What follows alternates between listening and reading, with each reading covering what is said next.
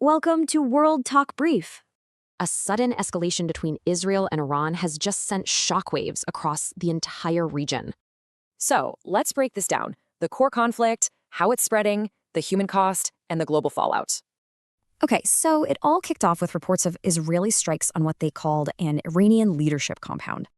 Iran hit back fast, launching missiles at Israel. Sirens went off, but most were reportedly intercepted. And that's when the U.S. got directly involved. President Trump said key targets inside Iran had been destroyed. And the scale of this is just massive. The U.S. military says it's hit over 2,000 targets since Saturday. But this thing didn't stay contained. Now it's spilling over, becoming a much wider crisis. And you can see here other countries are getting pulled in. Missiles intercepted over Saudi Arabia, even a civilian death in Kuwait. In Lebanon, Israel is telling civilians to evacuate towns near Hezbollah facilities, hinting at more attacks.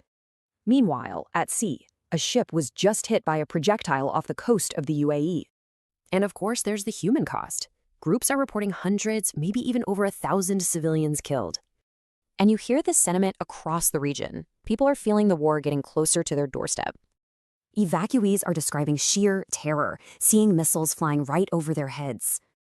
So now other countries are scrambling to get their citizens out of there as things get worse. And the fallout isn't just local. It's hitting the global economy hard, especially in Asia.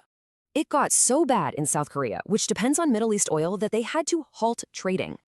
Back in Washington, this has kicked off a huge debate over presidential war powers. Now the Senate is set to vote on a bill to limit the president's military actions. And just look at the sheer scale of this military exchange. It's staggering. So, back to our first question. How far has this spread? Well, for starters, 50,000 U.S. troops. Then you add 2 U.S. aircraft carriers, bombers, and more than 200 fighter jets. A top U.S. commander calls it the largest buildup in a generation.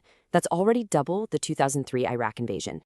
Subscribe to World Talk Brief for more clear, thoughtful explanations. World Talk Brief, news explained without the noise.